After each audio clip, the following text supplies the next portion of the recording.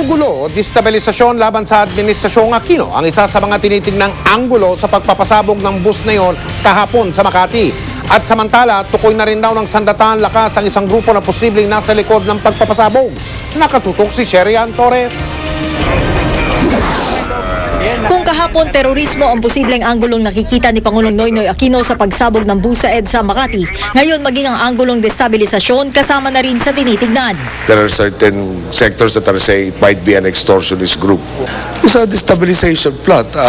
Again, the closest of the intel report says a potential terrorist desire to undertake such activities. No? Destabilisasyon ang isa sa tinitingnang anggulo ng AFP na katulong ng PNP sa intelligence gathering. Ayon sa AFP, tukoy na nila kung anong grupo ang posible o manong nasa likod ng pagpapasabog. Pero tumangging pangalanan ito ni AFP spokesman Jose Mabanta. Traditional enemies of the state includes also criminal organizations.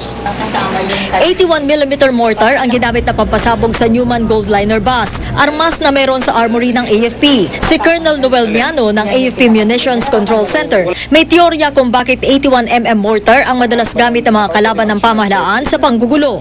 Mostly yung mga dating mga hindi sumasabog na pinapaputok natin sa kabila, yun ang nire-recover nila, ini-improvise at yun, ginagawang bomba. Sabi rin ng AFP, maaaring sa iba nang gagaling ang 81mm. Our borders are porous, no? And this would be available in the black market if ever you have the funds to procure it. Sa kabila na nangyaring pagsabog, naka-white alert o normal na estado pa rin ang AFP. Pero naka-standby naman daw sila sakaling kailanganin ng tulong ng PNP.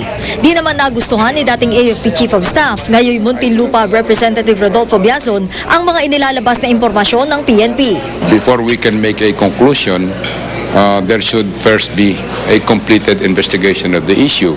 Ngayong balot na naman ang takot ang publiko dahil sa isyong pangseguridad, mahigpit ang naging paalala ng AFP. Manatili lamang kalmado at ituloy ang normal na takbo ng inyong buhay. At kung dumating ang pagkakataon na nasa isang pampublikong lugar ka at biglang may nakitang isang bomba at wala ka ng pagkakataon na tumakbo pa, dahil pataas naman daw ang pagsabog ng bomba, isa lang ang maaari mong gawin, ang dumapa.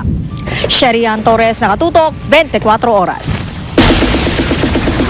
Chika Minute! Bukod sa kanyang showbiz commitments, very busy daw si Ogie Alcacid sa pagiging presidente ng Organisasyon ng mga Pilipinong Mga Awit o OPM. At ngayong nasa baby-making stage din sila ni Regine Velasquez, open ba sila sa artificial insemination? Makichika kay Aubrey Carampel. Sa gitna ng napipintong concert ng mga foreign artists next month, may proposal si Kuli Desma sa Organisasyon ng mga Pilipinong Mga Awit o OPM. Kung maaari, gawing Mala Metro Manila Film Fest ang Pebrero para sa local artist kung saan walang papayagang concert ng foreigners. Proposal yan ni Miss Ku. No? Marami kasing opinion tungkol sa usapin.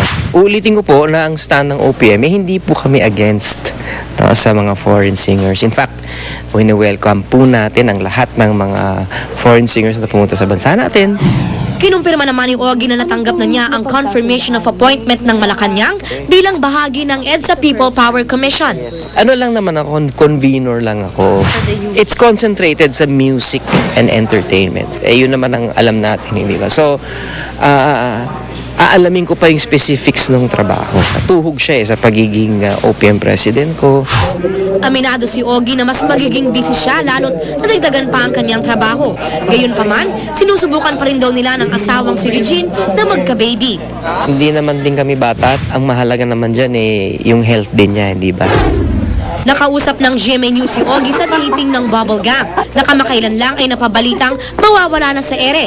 Pero tinanggi ito ng pamunuan ng GMA, maging ni Ogie na isa sa mga pioneer ng gag show.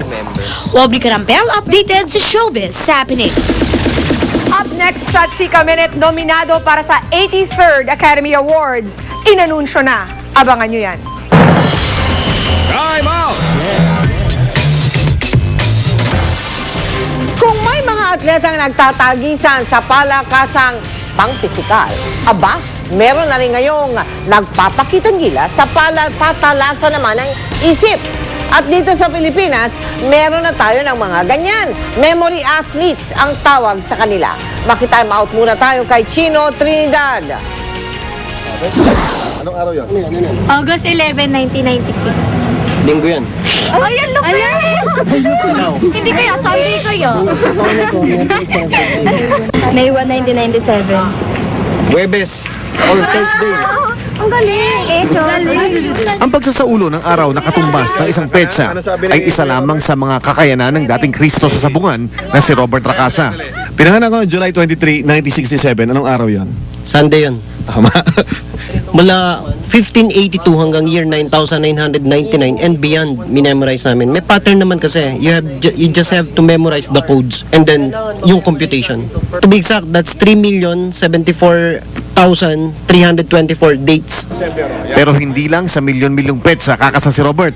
Kung pabilisan lang din sa pagkwenta, walang panama sa kanya kahit na calculator. Magbibigay kayo ng digit number, tapos i-ready nyo yung calculator nyo sa cellphone, hindi kayo kumpitin nyo ha. Okay, kukumpitin ko, sobrang bilis. Ito ang total niyan. Ayan, 223,155. Asa na kayo? Kumpitin nyo. Iba naman ang husay ang ipinamalas ng registered nurse na si Johan Abrina na noong nakarang taon ay naka-silver medal sa UK International Memory Championships. Nasa ulo niya ang binalasang baraha sa loob lamang ng mahigit 1 minuto. Itignan nyo ang baraha. Kokopyahin nyo rito. Oh, nagkamali na? Hindi pa po. Nagkamali na? Hindi pa po. Tinanggap ni Johan ang hamon ng memory games upang paglabanan ng sakit na tumama sa kanyang yumaong lolo. Yung grandfather ko kasi passed away with Alzheimer's. Kailangan, proactive.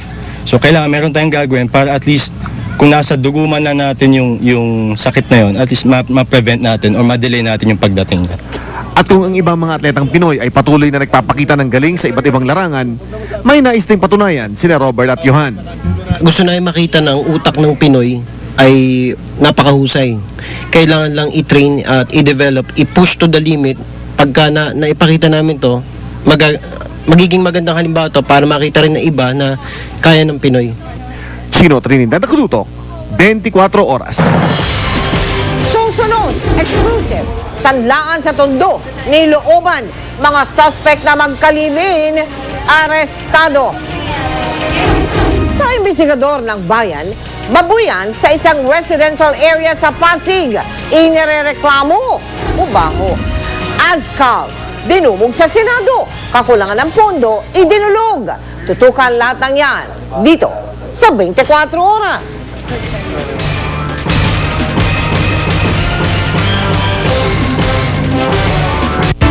Ang time out na ito ay hatid sa inyo ng Summit Natural Drinking Water, the official bottled water for Philippine Olympic athletes.